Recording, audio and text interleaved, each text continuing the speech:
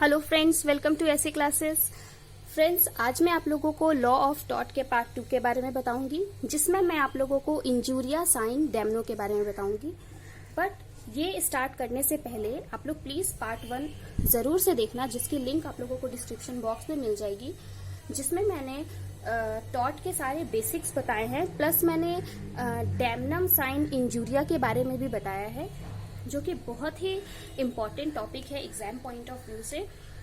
वहाँ पे मैंने केस लॉज के हेल्प से डैमनम, साइन, इंजूरिया समझाने की कोशिश की है। तो आइए अब हम लोग शुरू करते हैं पार्ट 2, जिसमें मैं आप लोगों को बताऊंगी इंजूरिया, साइन, डैमनो के बारे में। फ्रेंड्स, ये जो इंजूरिया, साइन, डैमनो है, ये एग्जाम पॉइंट ऑफ व्यू से बहुत ही ज्यादा इम्पोर्टेंस रखती है। ये अकेले टॉपिक कम से कम एग्जाम में 3 से 4 मार्क्स का आएगी, एंड उससे ज्यादा भी आ सकती है। तो आइए हम लोग शुरू करते हैं इंजूरिया, साइन, डैमनो से। सबसे फर्स्ट मैं स्टार्ट करने से पहले आप लोगों को इस मैक्सिम के ईच सेपरेट वर्ड का मतलब बताती हूँ। Injuria, injury to legal right, मतलब हमारा जो लीगल राइट है, जो कॉन्स्टिट्यूशन की तरफ से हमें राइट मिले हुए हैं, उसे हम लीगल राइट कह सकते हैं। तो उसका इंजूरी होना मतलब उसका इन्फ्रिंज होना, उसका हनन होना। साइन का मतलब होता है विदाउट, एंड डैमनो का मतलब है डैमेजेस ऑफ मॉनिटरी लॉस। हमारे मॉनिटरी लॉस का, हमारे पैसों का जब डैमेज होता है, जब हमारे पैसे का हनन होता है, तो इसे हम यहाँ पे डैमनो कह सकते हैं। तो ओवरऑल इस मैक्सिम का मतलब होता है injury to legal right without any monetary loss.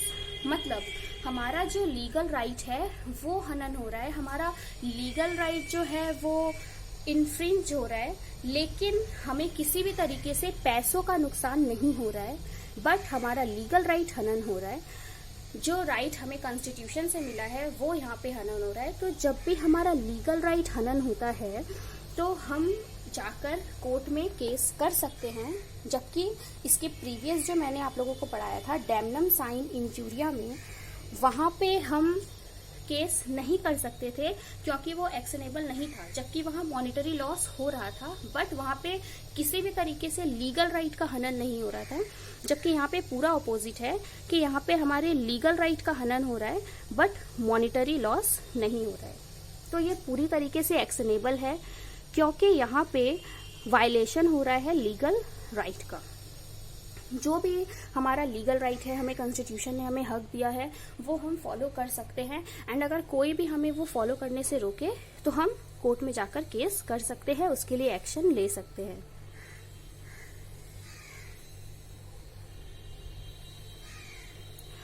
Even though plaintiff suffer no loss in term of money, defendant is liable. जबकि प्लेंटिफ को किसी भी तरीके का पैसे का नुकसान नहीं हो रहा है, लेकिन उसके बाद भी डिफेंडेंट यहाँ पे लाइबल है, क्योंकि उसने प्लेंटिफ के लीगल राइट को तोड़ा है।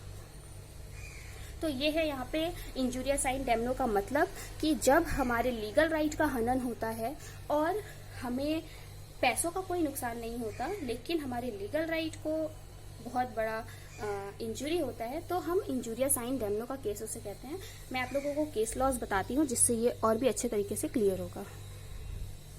सबसे फर्स्ट केस लॉ है हमारा एसबी वर्सेस वाइट का। ये एक बहुत ही इम्पोर्टेंट केस है इंजूरिया, साइन, डैमनो का। इसमें हुआ क्या था फ्रेंड्स कि जो प्लेंटिफ था उसका वोटिंग राइट, मतलब वोटिंग लिस्ट में उसका नाम था, एसबी का वोटिंग लिस्ट में नाम था, बट जो हमारे रिटर्निंग ऑफिसर यहाँ पे हैं डिफेंडेंट, उन्होंने एसबी को वोटिंग लिस्ट में नाम होने के बावजूद उन्हें वोट देने नहीं दिया था।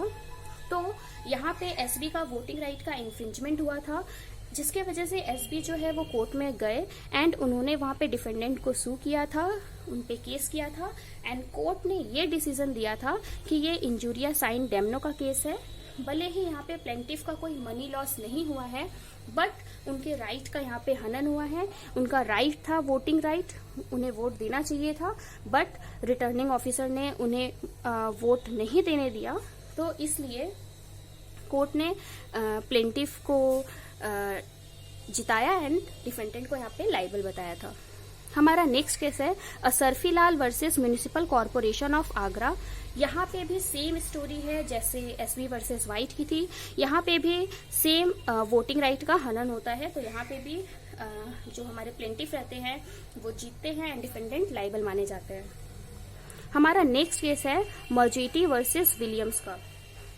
यहाँ पे मैटर ये था फ्रेंड्स कि जो हमारे प्लेंटिफ हैं उनके बैंक अकाउंट में बहुत सारे पैसे थे एंड जब वो पैसे बाई चेक निकालने जाते हैं बैंक से तो जो बैंक के जो वर्कर रहते हैं वो डिफेंडेंट उन्हें मना कर देते हैं, कहते हैं कि नहीं हम पैसे नहीं देंगे, जबकि उनके बैंक अकाउंट में बहुत पैसे रहते हैं। तो यहाँ पे उनके राइट का हनन हुआ है। उनका राइट था बैंक से पैसा निकालना क्योंकि उनके पास पैसे थे, तो इसीलिए वो जाकर उन्हें केस करते हैं। डिफेंडेंट यहाँ पे लाइबल होता है एंड जो मर्जिटी रहते हैं, जो प्लेंटिफ रहते हैं, वो जीत जाते हैं इस केस को क्योंकि यहाँ पे उनके लीगल राइट का हनन हुआ था, इंजुरी हुई थी उनके लीगल राइट की। ये जो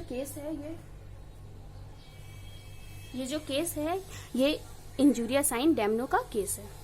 अब हमारा नेक्स्ट जो टॉपिक है वो है काइंड ऑफ टॉर्चरस लाइबिलिटी।